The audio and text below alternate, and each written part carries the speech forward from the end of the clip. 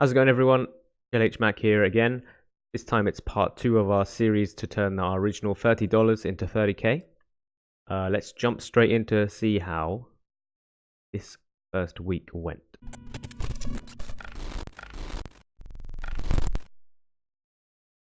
So I guess the first thing we want to look at is how the bankroll is done. Hopefully it's gone up lots. Oh wait, no it hasn't. We're actually down a little bit, if you can see it above my head. We started last video with 1,200 something, and now it's 1,227. Not just that, we also opened a bunch of chests, which was about $60 in rank back, something like that. And so I guess that means that over the course of our hands this week, we lost. So let's go through them. We played 2,800 cash game hands with a small loss, $39. And most of that was fusion. Very small amount of it was regular no limit hold'em as well. Then on top of that, we also played some tournaments. Played 1,737 tournaments, and the winning graph. See all of it. We ended up down $46 there as well. So thankfully, tests weren't down too much. If I break down how it went, I'm actually not that unhappy whatsoever. I mean, the total amount of hands we've played is quite small, not even 5,000, which is a little bit worrying. I mean, if I'm going to do this challenge, I think I need to be hitting really 10k hands a week plus. So next week's goal is definitely going to be upping the volume. If I can get 10k hands in, I'm not really worried about what these 10k hands would be in. But if I can get that sort of volume, then I'll be quite happy. We would have a reasonable, really decent shot being able to hit the target by the end of the year. I guess what we want to do is Control A, get all the pots, then out the biggest oil. So we had, actually, I can only do this limit. We played 25 cent, 50 cent. We were shotting, and the biggest pots were a huge loss. So very biggest pot was minus $162. Okay, actually, making sure it's all hands. So the biggest pots were all losses, then these big wins. Now, the problem with fusion is if I do open up the hand replayer, we can only see some of the whole cards, so we can't actually see the whole thing. So I'm just going to open up the hand history and quickly describe it to you.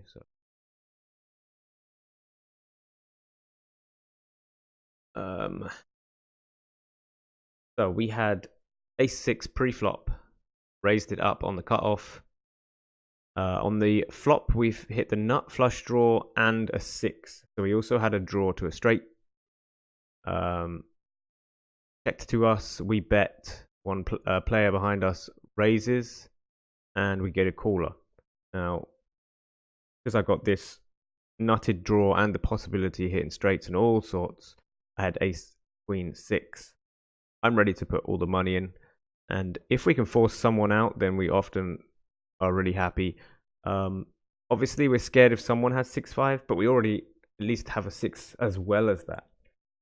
So the amount of times people will have 6-5 here isn't too large because not many people will be playing it pre-flop after my pot size raise. So I can't really put them to always have 6-5 there. Occasionally, maybe they have, for example, ace-6, and then flop 6-5 ace. Occasionally, so it is in there. It is a part of their range. But I think, for example, if they have things like 2-pair or 3-pair, they're easily going to raise as well. Or 9, 10, 8, anything like that, we are doing pretty well against. So I just want to get the money in. We raise We get both callers, and then we see a turn, upon which we hit top two. Still have a nut flush draw. We actually have a straight draw as well, and I decide to go all in. We can check call as well, but I'm worried that if we check it back, anything worse than us gets to realize our equity, whereas anything stronger than us is probably just going to put us all in. That's not good for us, so I just go all in directly. And if we get fold, I'm super happy. Unfortunately, we get called by 7-6-5.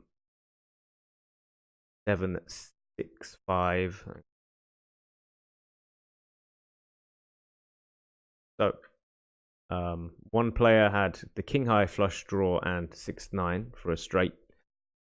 So we were doing pretty well against them. Unfortunately, one player did have the straight, and they had a jack high flush draw, which blocks us quite heavily. Unfortunate. Not much to do about that. So our actual equity was not the most there. I think on the flop we had something like 31% equity, so it's still not terrible. Lose that, and that was a huge pot. Next one below it. Have a look at this one. We got ace 8. Someone raises from the early position. Someone else calls. I am on the button, and I decide to flat ace 8. Quite happy to play in position there, and playing many-handed. Again, we've got the nut flush on the flop, and see the rest of my cards. But basically what happens on the flop is we are calling a raise. Someone goes all in. Someone calls. We're playing our position. We got the nut flush draw and probably something else to go with it. We're just playing our position here, and if we hit, we can bet. If we don't hit, we can fold, and that's what happens. So we don't put all of our money in. We are incredibly deep. We got $271 against 352, which is crazy deep for how big our bankroll is. I was doing it for the stream though. It was good fun to be shotting with so much money compared to the bankroll. Unfortunately, sometimes this goes this way. You don't hit the draws. That's what happens. Not a problem though. I mean, if we've lost these absolute ginormous pots, and yet we still only lost $4 in 700 hands, I think we know we're doing pretty well, to be honest. Very next, I think we can look at our biggest winning pot to show that we didn't just run bad. We had ace queen pre-flop. We raised it from early position. We get called by a bunch of people. A fairly aggressive player here, Poker Genie, raises from the small blind, and we call along with 2 other people. We hit an ace on the flop. Poker Genie bets. I call. Someone goes all in. 2 folds. I call. So that means Poker Genie put $28 in, then folds to someone putting like $15 extra in. Can you see how much value that is for us? I mean, completely insane. Anyway, we ended up being against a queen high flush draw. That's it. So we actually had, I think we did have an equity advantage there. So we ended up with a huge pot, $153 pot, where we won $98. And yeah, if you see people like that doing mistakes like that, you're just gonna be winning tons of money, aren't you? Anyway, so that's how it went. This next week, I'm probably gonna be playing mostly spin and goes. The reason for that is we've just recently released a course over on PokerStars School. So if you want to check that out, I'll put the links under this video. Mainly for people who are very new to poker. But there's also some $100 spin gameplay and some $60 spin gameplay. So if you want to check it out with me playing those, I highly recommend that. Other than that, I think we can jump into a spin. I'll show you how I plan on grinding the next week over on Twitch, and talk about the plans going forward. So, given the bankroll, I'm going to play $7 spins at the moment. If by any chance we do end up getting the bankroll over 1,500, we will take some shots at the 15s over the next week. Might be possible. That would be nice. Otherwise, if our bankroll goes below 700, I guess we can move down to the $5 ones, $1 million specials. But see how it goes. Anyway, we're going to jump straight into a $7.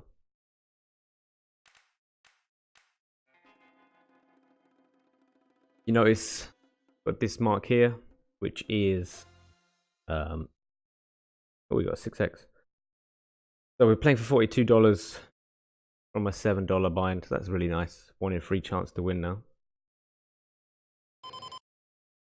Now, if you notice these numbers here, 25, there's 22, 24. That's basically the amount of big blinds they have behind, stack behind. Using a program called Stars Helper for that. If I remember, I will link that in the description below. If you want to try that out. We're also going to use a HUD. If you want a free spin and go HUD from us, then head on over to our Discord channel, and I can give you one there. Should be quite useful.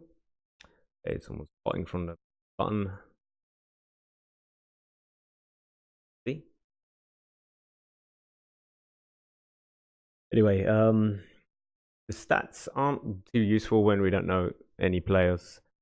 That's why the HUD that we're using is very, very minimalistic. When I was playing professionally, I had a ginormous HUD, but I was playing in much smaller pools where I saw opponents over and over again. I don't see any reason to have lots of stats when you don't have many hands on opposition. We keep it nice and light. If you want this version, feel free to head on over to the Discord. Eventually we'll have it up on the site, and also I will be doing videos explaining how to use the stats in case you're not aware of how to use a HUD specifically for spin and goes. But for now, it's there if you want it.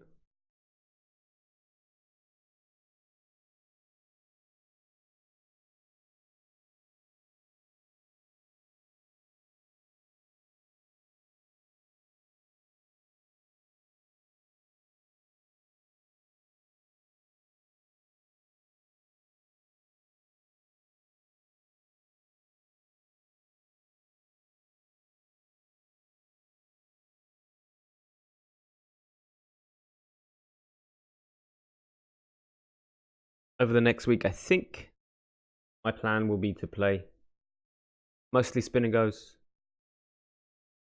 Nick is currently over in the Bahamas, and I think a lot of the streamers won't be online as well, so I may as well play a Hold'em variant. Just to get everyone looking for a streamer. I mean, I'll get them in with the Hold'em and then make them try out Power Up eventually. Ace 2, I'm going to call. I could rebet all in. Well, against some people I would. But I've marked this player green, which normally means flop. We can outplay them nicely, so I'll be doing less all in.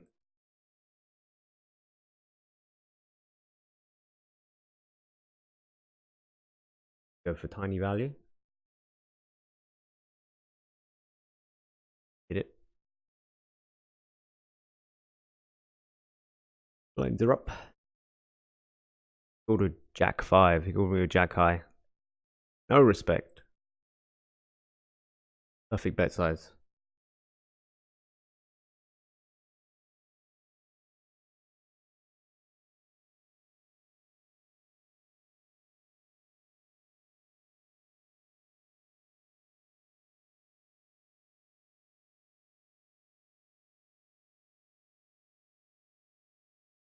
Just deciding whether I might check that back or not.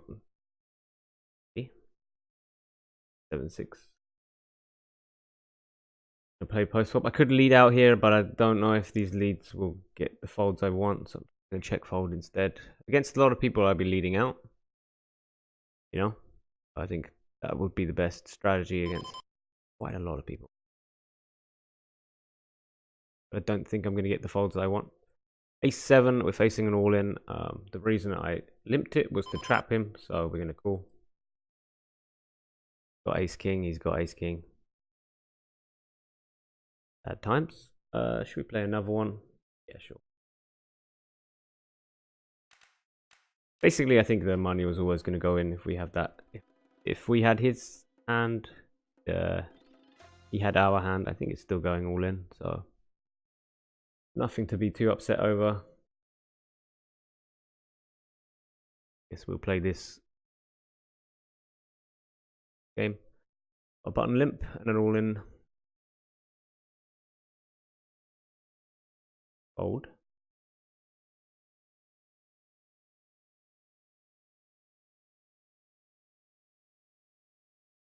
As I said earlier, I think the goal for this next week will be to play 10k hands. I think if we're starting to put in that kind of volume, then we've got a much better opportunity to complete the Bankroll challenge by the end of 2019. If we carry on doing 5k hands a month, we're going to have to run very good. Gotta get that happening right now.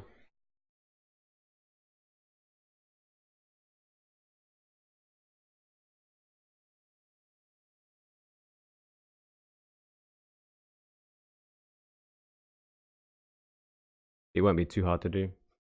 When I'm on stream, I think we'll start off by 2-tabling on stream. Then I can start 3 and 4-tabling. That would be great. It might take me a while to get used to though.